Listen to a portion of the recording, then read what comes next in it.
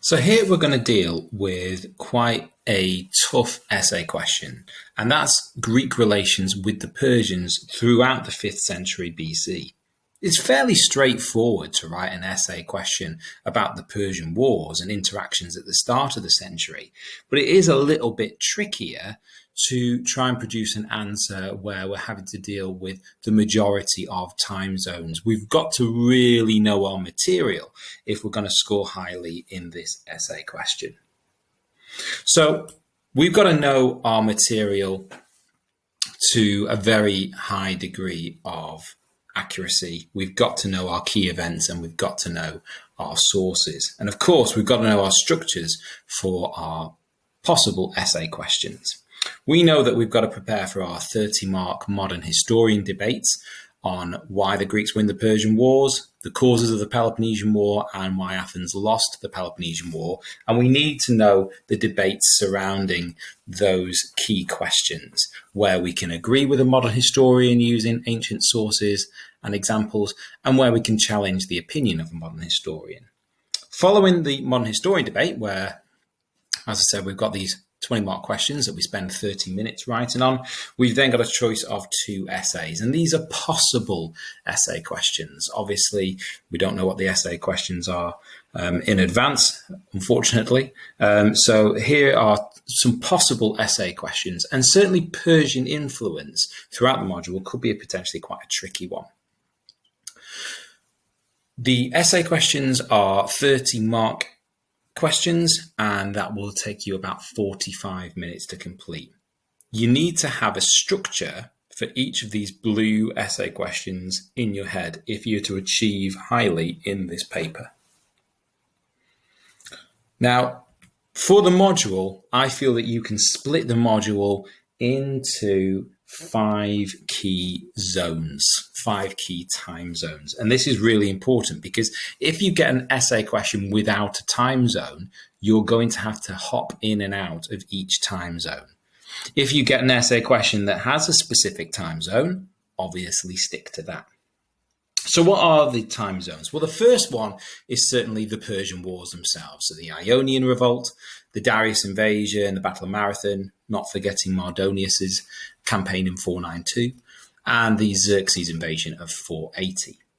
We've then got the transition of the Delian League becoming the Athenian Empire. So the formation of the Delian League, the refortification of Athens, the rise of Cimon, the early actions of the Delian League, Eon, Skyros, Charistos, Naxos, Eurymedon, Thassos, Megaris side swapping, Aegina, and the Battle of Tanagra in 457. We've got the disaster of the Egyptian campaign, and then the treasury being moved in 454, the so-called Peace of Callias, and really this period culminates with the Athenian Empire being just that. We've then got the increase of tension between the Athenians and the Peloponnesian powers, whether that's the Sacred War, the revolt of Thassos in 440, the Corcyra debate, the Megarian decree, or the siege of Potidaea. All these tensions culminate in the debate at Sparta, the Allied Congress, and the Spartan ultimatum. And then we're into our Peloponnesian War. With the Peloponnesian War, we can link it into 2 key topics. You've got the Archaedamian War, firstly. So we could start with that, with the criticism of Pericles and the plague and the death of Pericles, and that important verse in Thucydides in Book 2, verse 65. You've got the Pylos campaign launched by Cleon and Demosthenes, and Brasidas' counter-Thracian campaigns, finishing in the Peace of Nicias. And then obviously the collapse of the Peace of Nicias at the Battle of Mantinea. And then if we lump the Sicilian expedition with the Ionian War, we've got our final phase. So we've got the Sicilian expedition in 415, Decelea occupied in 413, and Athens being defeated in Sicily, the Allied revolts, the 412 Treaty of Miletus between Sparta and Persia, and then the key battles of the Ionian War, Abydos, Cyzicus, Notium, Arginusae, and Aegis Potami, and then obviously the surrender of Athens in 404. So you've got roughly 5 key time zones in this module. And again, if you have a question that doesn't have a time period, you've got to hop in and out of these time zones.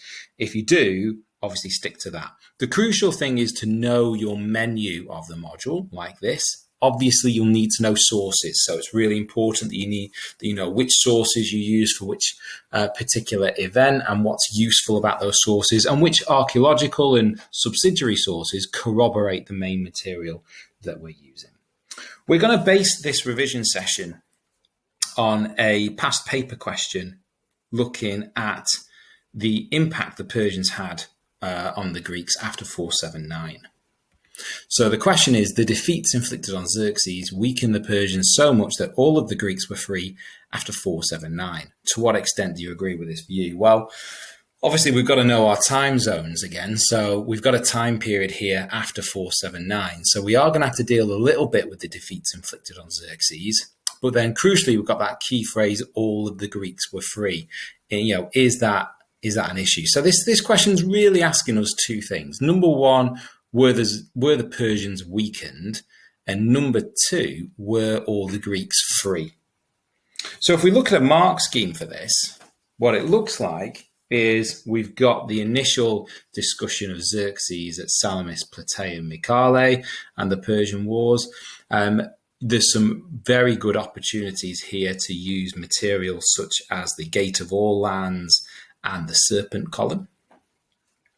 You've then got the impact in the post-Persian Wars section. So you could discuss the Battle of Euromidian and the so-called Peace of Callias and the effects of those Persian defeats.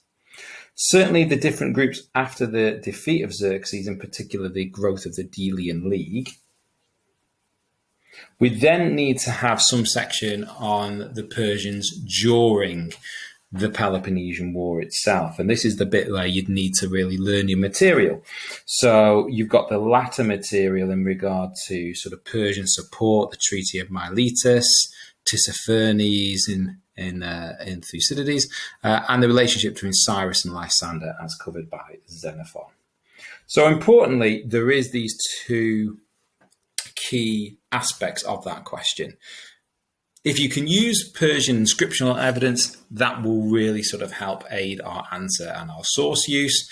And again, it's all about picking out and working from past paper questions, picking out what the key phrases of a question actually are. So let's deal with this question. We're going to work through this as 1, 2, 3, and 4 in 4 key sections. So we're going to start off by looking at Xerxes and Salamis and Plataea and Mycale. Then we're going to move on to the effects and the period after the Persian Wars. We'll look at the different groups of the Greeks after the defeat of Xerxes, and then the latter stages of the Peloponnesian War.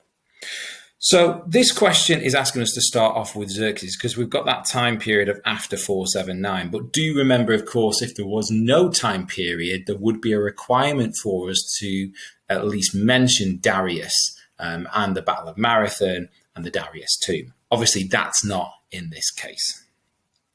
So if we're looking at the Persian Wars and Xerxes, importantly, have 3 to 4 ideas in your head about how the Persians were weakened. So if there was no time period, Marathon would be useful because you could talk about how the Athenians and the Plataeans dealt with the Persian threat and then what they did after in terms of the Athenians building up the navy, using the silver that they'd discovered, and Themistocles' persuasion of the Athenians as covered by Herodotus. And you could certainly contrast the depiction of Darius in Herodotus with the inscription of Darius on his tomb inscription. Salamis is going to be really important 10 years later in 480 BC. Some key points again, how the Persians are weakened then, while Themistocles, Eurybiades, and the combined Greek fleet are able to inflict a devastating defeat on Xerxes. And very swiftly after Salamis, after watching the battle, Xerxes is persuaded by Artemisia to abandon Greece because supposedly he'd accomplished his aim of burning Athens. So Salamis is useful because Xerxes flees, supposedly according to Herodotus, Greece after that battle. You could argue that Xerxes was actually dealing with revolts in his empire, and that's why he actually left. So the Salamis defeat is an important bit of information that we can use from Herodotus. And of course, we can contrast the cowardice of Xerxes at Salamis, or after Salamis, with the Gate of All Lands and how that depicts Xerxes. So whenever we can use that Persian material, that's really effective.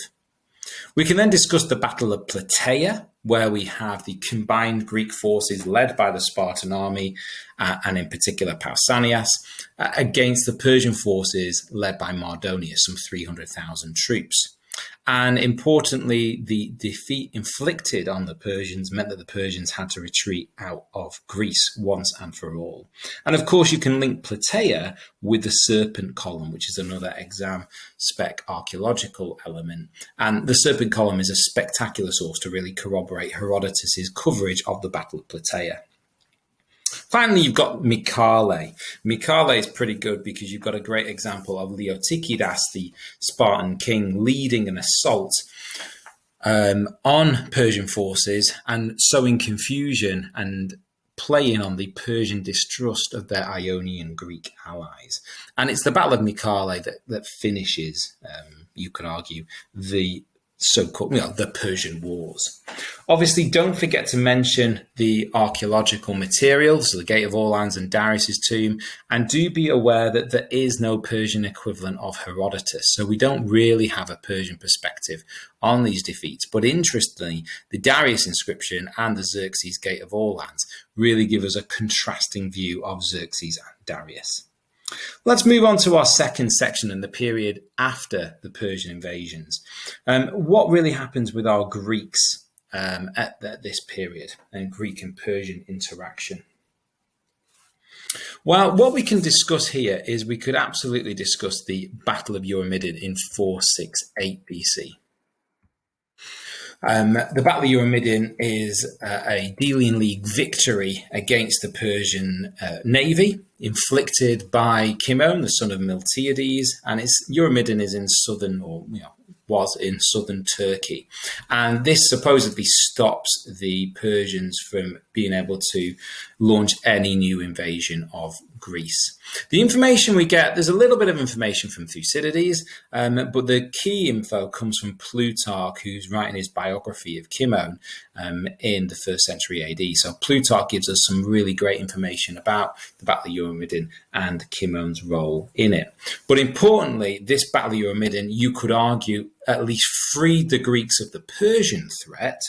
But in your essay, you might then want to reflect that while the Persian threat had receded, maybe there was another threat, and that's of Athenian imperialism. Because after the Battle of Eurymedon, really the Delian League should have disbanded, but it doesn't do that and begins to morph into the Athenian Empire. And that process really culminates in 454 BC, when Pericles used the Egyptian defeat to justify moving the Delian League treasury from Delos to Athens. So really, the campaigns against the Persians and the subsequent defeat of the Persian threat really gave Athens a platform in which to launch its pursuit of this Athenian imperialism, this democratic imperialism. In relation to the situation and the relationship between the Athenians, the Greeks, and the Persians, well, there's a very interesting event in 449 BC, the Peace of Callias. Now, to give us a run-up to the Peace of Callias, basically there had been increasing tensions between the Athenians and the Peloponnesians. So in 451 BC, a 5-year peace had been made with the Peloponnesians. In 451, the same year, Cimon had come back from exile and he successfully took Cyprus from the Persians. And Diodorus, writing in the 1st century BC, claimed that his success forced the Persians to propose a peace treaty, and that is the Peace of Callias in 449. And still in point 2 of our essay, we could absolutely debate the issue of the Peace of Callias, because it's very strange that there's no information or no real information in Thucydides about this peace treaty between the Athenians and the Persians. So did the Peace of Callias actually happen? Well, Diodorus and Plutarch, writing much later, Diodorus in the 1st century BC, Plutarch in the 1st century AD, maintain that the Peace of Callias did happen and that these terms were very much in favour of the Athenians, that all Greek cities were to live under their own laws, the Persians not to come within 3 days' march of the sea, and if these terms were observed, the Athenians were not to invade Persian territory. However, there is debate about this peace treaty because it is bizarre that there is no real reference in Thucydides. And we can use Harpocration, writing in the 2nd century AD, who actually alleges that the treaty was written by later Athenians to exaggerate the level of influence that they had over the Persians. And his point of evidence is that it was written in a fake, well, not rather a different alphabet. And he supposes that the treaty is fake. However, there is a cursory reference in Thucydides to the existence of a possible treaty, and Thucydides, when he's mentioning the actual Treaty of Miletus, does allude to that. So what about factor number 3 in our question, about the situation of different groups of Greeks after the defeat of Xerxes? Well, for this bit, we really do need to discuss the Delian League, and in particular, the Ionian Greeks that joined the Delian League. Well, there's a few notable examples that we can use here of Ionian cities that joined the Delian League: Mytilene, Erythrae, Colophon, Chios, Miletus, and Samos. So Mytilene, if you really know your stuff, you might know something about the Mytilene debate, where Mytilene revolts in 427 BC, and the Athenians at first sentence the island to executions and enslavements, but then changed their mind at the last minute. Certainly Chios and Miletus are really, really interesting examples. But I think for the Delian League, we can really focus on really sort of 2 key examples. Number 1 would be the Chalkis, which is the city on Euboea, so a little bit far away from the Ionian Greeks. But we could use the Chalkis decree here to show the level of control that the Athenians have over their allies. And we could link the Chalkis decree with what Aristotle says in his Politics, the brief reference when he says that the Athenians humbled these islands contrary to arrangements. We could certainly refer to the revolt of Samos in 440 BC, where the Samians revolt, supposedly encouraged by the Spartans. And we hear about that in a lot of depth from Thucydides when he's covering the Corcyra debate, when the Corinthian spokesman mentions this. We could bring in some other material to discuss the situation of the different cities that joined the Delian League. So the Thudipos decree that's produced after the plague, which massively increases the tribute demanded from Athens' allies. So that would really lead us to question the idea about were these states better off under Athenian control or Persian control. And that issue is addressed by the Athenian at the debate at Sparta in Book 177 of Thucydides, when Thucydides tells us that the Athenian compares the treatment of allies between the Athenians and the Persians and says the Athenians deal and treat their allies better, but the allies don't appreciate that. He says that the weak should be controlled by the strong. And the Athenians deal with their allies in the same way as the Spartans deal with their Peloponnesian allies. Of course, Thucydides is incredibly reliable because he's not been exiled at that point. And even then, Thucydides tells us in various sections that he's very good at interpreting the evidence. Either he's there or he really does check his eyewitness accounts. A final example about the treatment of allies could be what Hermocrates says at the debate at Camarina, when he compares the treatment of Leontini and Athens' concern for Leontini on Sicily with the treatment of Chalkis on Euboea. So you could certainly make that link there as well. Let's deal with our final section of this essay question, where we start to look at the examples in the latter stages of the Peloponnesian War involving Athenian and Spartan attempts to win Persian support. And certainly there are a few examples, cursory examples, where we can see that throughout the war, both sides attempted to strike a deal with the Persians. So example number 1, when we're told that a Persian message to Sparta had been intercepted and read in 425. Another example within Aristophanes' play, The Arcanians, when an embassy is just returned from Persia. And interestingly as well, we've got the idea from a much later writer, from an orator called Andokides, who does refer to a supposed deal that the Athenians made in 424, the same time as Brasidas was rampaging in northern Greece, referred to it as the Peace of Epicilius. Now, that's quite interesting. It's mentioned by Andokides, who's pretty much a near contemporary writer.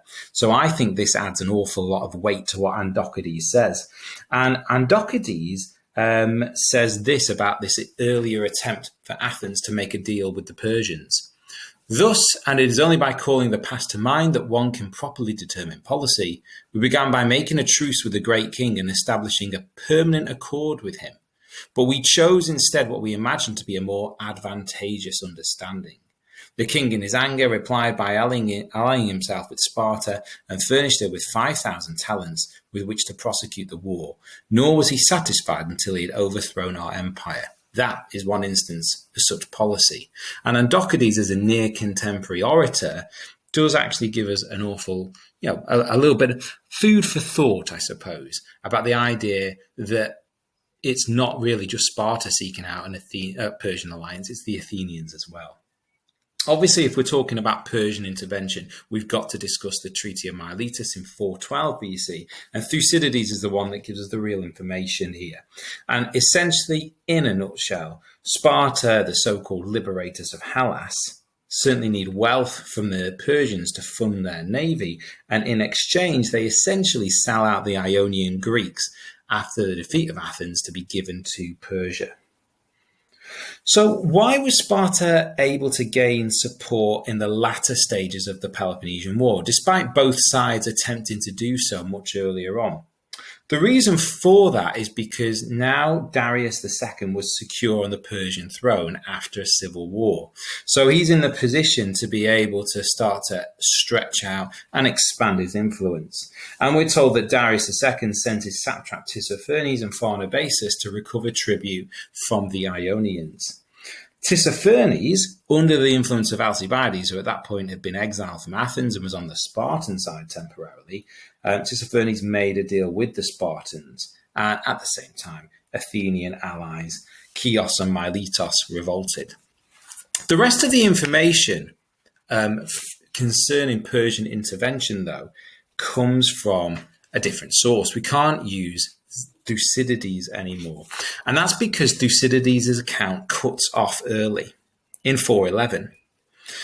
So we can't use Thucydides anymore because he died before he could finish his work. We know that he did survive the Peloponnesian War because of things that he says in his account much earlier on, but his account only goes up to 411. And therefore, we've got to use the writings of Xenophon. And Xenophon is, again, a really useful source to us, even though he lacks the range of Thucydides, because he is a contemporary actor of events. Because as an Athenian at this point, he will have been aware of these situations and heard the various speakers in the assembly. Xenophon has a really colourful life and ends up getting involved in a Persian civil war on the side of the Persian prince Cyrus, but after his subsequent exile from Athens, is able to establish a presence in the Peloponnese. We're told he's good mates with the Spartan king Agesilaus. So Xenophon certainly does have an awful lot of Spartan sources to be able to draw upon when writing his history. And it's Xenophon that tells us about what the motives of Tissaphernes and Pharnabazus certainly were. But before we get to those Xenophon extracts, let's just finish off with what Thucydides tells us. So Thucydides tells us that these two satraps that Darius had dispatched, Tissaphernes and Pharnabazus, they're supposed to be procuring tribute for Darius, but they were all both in competition, trying to gain credit for an alliance with Sparta. The Athenians certainly reacted to the revolt of Chios by demanding ships, and certainly the Athenians were concerned about the revolting of their allies at this point. So really they were concerned that if Chios were to revolt, then the rest of their allies would not be content to remain inactive.